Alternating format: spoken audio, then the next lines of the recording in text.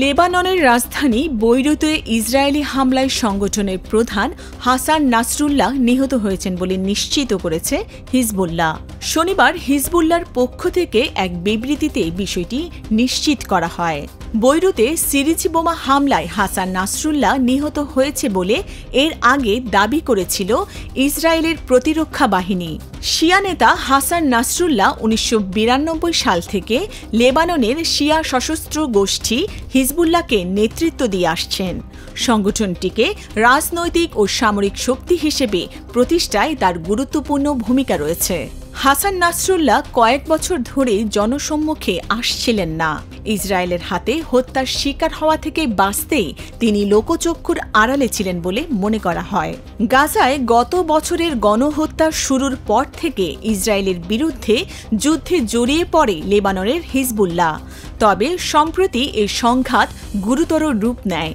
Israeli হামলায় গত এক সপ্তাহে লেবাননের ৮ শতাধিক মানুষ নিহত হয়েছেন। হাসান নাসরুল্লাহকে হত্যার পর ইরান সর্বোচ্চ সতর্ক অবস্থান নিয়েছে। ইরানের সর্বোচ্চ ধর্মীয় নেতা আয়াতোল্লাহ আলী খামেনিকে দেশের ভেতরে একটি নিরাপদ স্থানে সরিয়ে নেওয়া হয়েছে। গণতান্ত্রিক রূপান্তরে বাংলাদেশের প্রতি সমর্থন ও সহযোগিতা বাড়াতে আন্তর্জাতিক সম্প্রদায়ের প্রতি আহ্বান জানিয়েছেন অন্তর্বর্তী সরকারের প্রধান উপদেষ্টা অধ্যাপক মোহাম্মদ ইউনূস। বাংলাদেশ সময় শুক্রবার রাতে জাতিসংঘের সদর দপ্তরে বিশ্ব নেতাদের সামনে ড ইউনূস বাংলায় ভাষণ দেন। এ সময় তিনি রোহিঙ্গা প্রত্যাবাসন ও পাচার হওয়া অর্থ দেশে ফিরিয়ে আনতে আন্তর্জাতিক সম্প্রদায়ের সহযোগিতা কামনা করেন।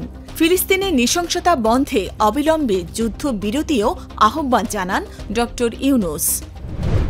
শিল্পাঞ্চল আশুলিয়ায় বন্ধ থাকা পোশাক কারখানা খুলে দেওয়া, শ্রমিকদের নামে মামলা প্রত্যাহার ও ন্যূনতম মজুরি ২২,০০০ টাকা করার দাবিতে আবারও শ্রমিক অসন্তোষ দেখা দিয়েছে।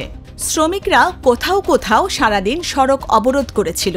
অসন্তোষের মুখে শনিবার বন্ধ হয়ে যায় অন্তত ২২টি কারখানা। এছাড়া কিছু কারখানা আধাবেলা কাজ করে ছুটি দেয়া হয়। এখন সড়ক স্বাভাবিক রয়েছে। শ্রমিকরা বাসায় ফিরে গেছে। বাড়তে শুরু করেছে ডেঙ্গুর প্রকোপ। এর মধ্যে বৃষ্টির কারণেই এই ঝুঁকিও আরও বাড়ছে বলে সতর্ক করছেন চিকিৎসকরা।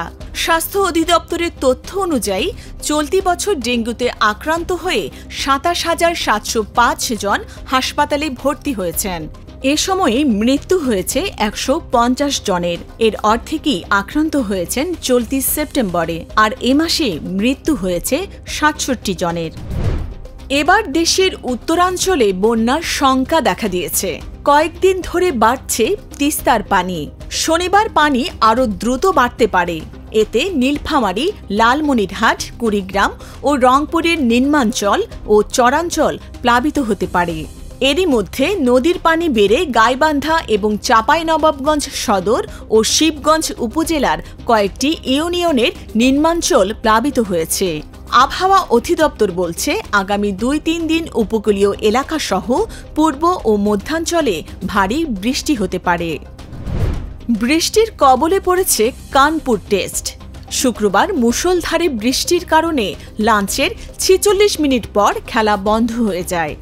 শনিবারও বৃষ্টি অব্যাহত থাকলে দুপুরের পর দ্বিতীয় দিনের খেলা পরিত্যক্ত ঘোষণা করেন রেফারি। শুক্রবার প্রথম দিনে বাংলাদেশ ৩ উইকেটে ১০৭ রান সংগ্রহ করেছিল।